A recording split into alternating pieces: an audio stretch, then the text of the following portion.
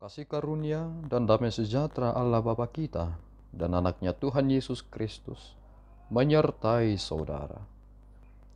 Amin. Shalom, saudara-saudari yang terkasih di dalam nama Tuhan Yesus Kristus. Senang bisa menyapa saudara di tempat saudara berada hari ini. Dalam dimensi yang berbeda, tetapi dalam dunia yang sama. Sebagai insan yang diciptakan untuk Tuhan, sebelum kita melakukan rangkaian aktivitas kita pada hari ini, marilah kita mengawalinya dengan mendengarkan firman Tuhan.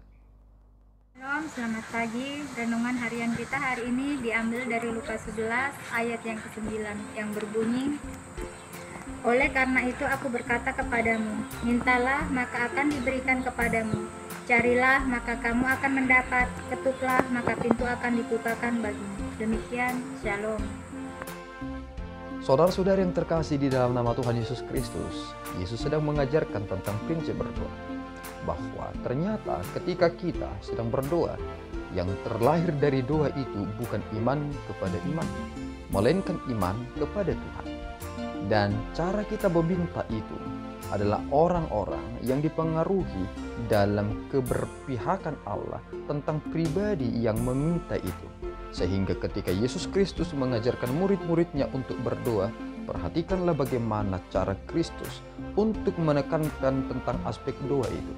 Permintaan yang pertama dalam permohonan itu adalah Allah harus dikuduskan terlebih dahulu.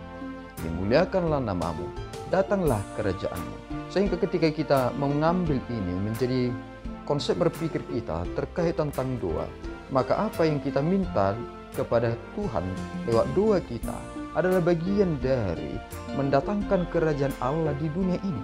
Sehingga permintaan orang-orang yang meminta kepada Tuhan itu bukan melulu tentang persoalan kedagingan. Meskipun dalam permintaan itu dikatakan, berikanlah kami makanan kami setiap harinya.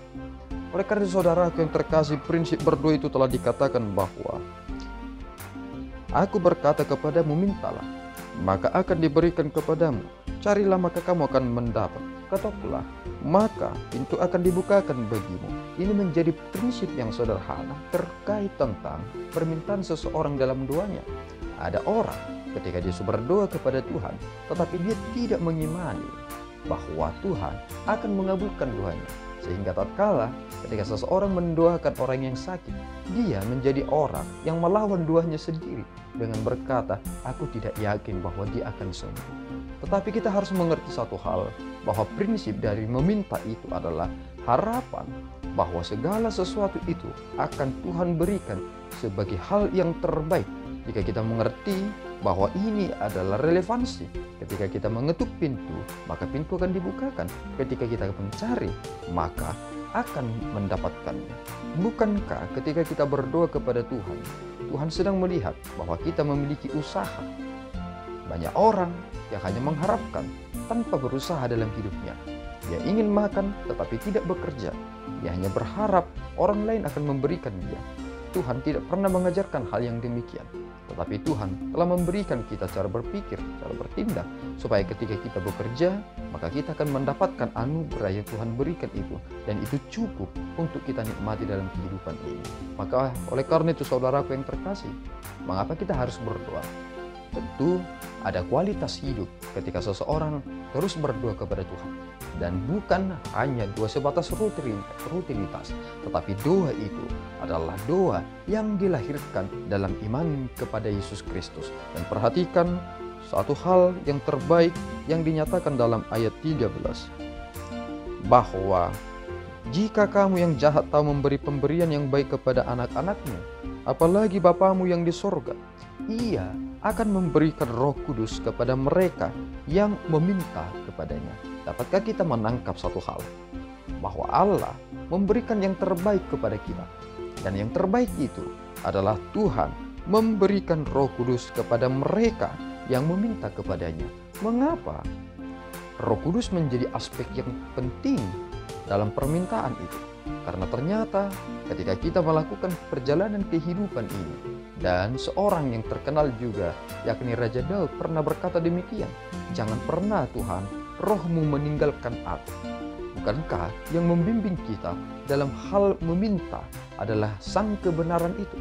Bagaimana kita bisa meminta apa yang kita butuhkan jika bukan karena Dia sendiri yang menegaskan dan menjelaskan itu bagi kita?